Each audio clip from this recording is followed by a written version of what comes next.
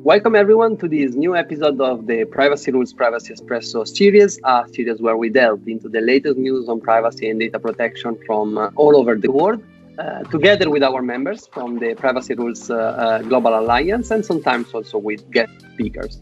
Today with me, I have Stephan Mulders from the Dutch law firm Van Diepen van der Kroef Advocaten, to discuss about a recent statement released by the Dutch DPA related, of course, as many things on artificial intelligence, where they provide some indication and take some position related in particular to the use of chatbots, if I understood it correctly. But I leave the floor to Stephan to give us an overview on what we are talking or going to talk about today.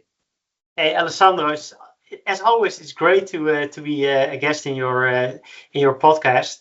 The Dutch DPA released last week a statement, and it says, well, if people are sharing personal data with chatbots, that's most likely a data breach. So beware of that. And this created a big fuss also internationally about, the Dutch DPA banning the use of chatbots. And I believe, it's very interesting because a lot of people are worried about, should we use AI? Why not? So it created a lot of comments all around the world. So interesting to talk about it today. Yeah, and thanks a lot for being here indeed for talking with us about this. But let's go a bit into the statement we are discussing today. It looks like the Dutch DPA has a very rigorous position that might be read as a way to say, that artificial intelligence is banned or something like that. Is that the position really, or is it a bit different? Yeah, well, it seems that at least it intends to, because the Dutch DPA, it's very skeptical of AI, of the use of AI. It released a guideline earlier this year. We already discussed it in a previous episode, also on the use of web scraping in general, but also for AI. And concluded, web scraping in most cases is not allowed. So they say, the training of AI database based on web information is most likely not allowed. Now they say, the use of chatbots, be very careful. And what it basically does here, it poses a dilemma for organizations. It says, if someone shares personal data, and if you do not have a real policy, then it's a data breach. But if you do have a policy, you will most likely conclude that it's not allowed. So you need to have your act together as an organization. Either you get data breaches or you conclude that you're not allowed to do it. That's very, very interesting, and it's a even more strong position that I could expect or understand at the first read. And you're a professional that have been working in the field, that knows the field very well. Do you think that the Dutch DPA is correct in his statement that entering personal data in a chatbot means a data breach so directly? Well, it is a simplification because they really want to make a statement. Obviously, statements for the grand public are not really nuanced. And you see it in assumptions they make. They say, they assume that most companies ban the use of chatbots. And if it is banned and someone shares personal data, then it is a data breach. And I must say, in this assumption, that is correct. I mean, if you data breach means that data is lost, altered, or unauthorized disclosure because of a security breach. So if your policy is don't use chatbots and someone uses this, I must admit this is a data breach. But on the other hand, a data breach, it's not good, but they happen. It's not the end of the world. Most of the cases, like European lawyers will always say, just disclose it to the DPA. Americans and UK lawyers think differently about this. But European lawyers say, just disclose it to the DPA. Sometimes you need, if there's a high risk, you also need to disclose it to the affected data subjects, but not in all cases. It depends on the type of data, the effect of the breach. So I would say yes, if you take into account all the assumptions that the DPA makes. Yeah, that's very interesting, and of course, I suspect that there is a lot also in relation to the so-called organizational measures that company can do, at least to limit the damage or to prevent it, or to be able to respond or manage it. So there is a lot of discussions that can be open whenever we speak about data breach. Even more if you speak about data breach combined with the AI, that are probably two of the biggest topic of the moment. But by listening to you, my question is it sounds like at least that the solution might be even to not to have actually an AI policy, but is that simple, or maybe maybe probably not. No, of course not, because that's the second part of the dilemma. Well, if you don't have a policy and data is shared, then I would say, well, it wouldn't be a data breach. You just don't have a policy. But of course, as we all know, the GDPR requires you to take appropriate measures to ensure compliance.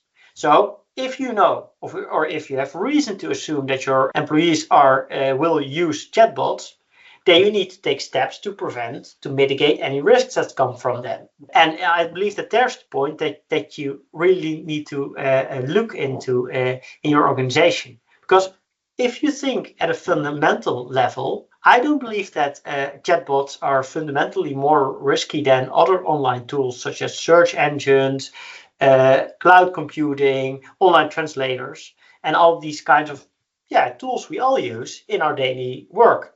In all these cases, there's an externally hosted software program that automatically gives a certain result. If you use Google, then you get the best websites that give an answer. So the problem with the chatbot lies in the training data. People are afraid that the input you use is used to train the AI bot. And obviously, then it's just like throwing personal data in a big black box and hoping that it will never come out. So that is a risk. But it is a risk that you could mitigate. You could make proper arrangement with the provider and say, well, don't use my input data as training data. And if you do that and you have a proper vendor, just like Microsoft or the big companies, then I believe that you can reasonably expect them to not breach these agreements. I mean, we are all using OneDrive, we are all using a Google Drive, some people are using and different. And so we are already relying on these providers. And I also believe that there are certain types of data that you perhaps don't want to share at all. So, for instance, sensitive data or a trade secret, but you don't want to share them anyway with other parties. If you have like Coca-Cola will never put their recipe on their OneDrive. I mean, that's the same, but that's a risk calculation that you always need to take with certain types of very sensitive data. And what I find strange is that, I mean, Google is using all their input data as training data, and we are all often using personal data as search requests. So this is a problem that is not really new. The problem is that in AI bots, there's a lot of data.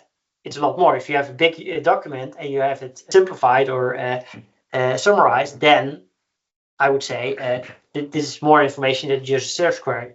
But fundamentally, I don't believe that there's a big problem. And if you made proper agreements about the training data, then you obviously have to comply with your normal things like informing the data subject and also to make sure that everyone does what is agreed. So I don't believe that it's a fundamental problem, but it's just a compliance problem. You need to take proper measures. And in the end, I mean, it's a young technology. 2 years, 3 years ago, nobody knew about AI. So it needs time. And we need to remember that no privacy program is perfect. And we all know that employees sometimes use online tools that perhaps have not been all vetted. Some people use online translator, even though there's not a proper agreement. It happens. I mean, I clearly remember during the pandemic, a hospital worker said, well, I need to use Teams on my phone because my hospital, they banned Teams on the work computer. So everyone had to talk to their colleagues. I mean, you had to do it to do your work. The hospital banned Teams, so they find a way around it, and people do that. So I believe that given time, there will be proper use cases developed, and there will also be proper compliance structures developed. And in the meantime, we just need to make sure that you protect the most sensitive data. I mean, the Dutch DPA named as an example a doctor share person data with the chatbot. And I would say, okay, that's not allowed, that because you share sensitive data. But that's like the most extreme case here. So we need to take care of the extreme cases and until we develop the proper compliance structures. Perfect, Stephan. Thanks a lot for this introduction. Of course, your points in particular in relation to the fact that it's a young technology.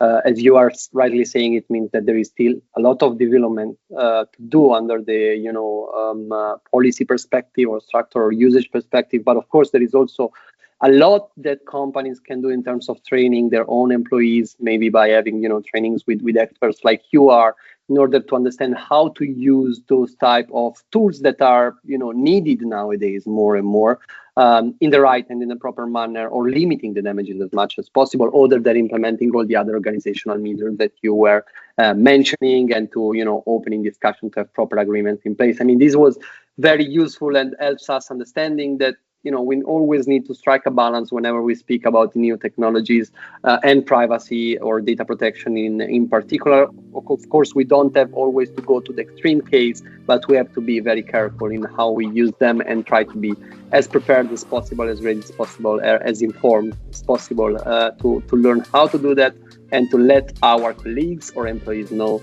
how to do that. I think this was very useful. So thanks a lot for being with us today. It's been a pleasure. I would like also to thank our listeners for being with us, and I very much look forward to meet you, Stephan, and our listeners again with our next episode of the Privacy Rules Privacy Espresso series.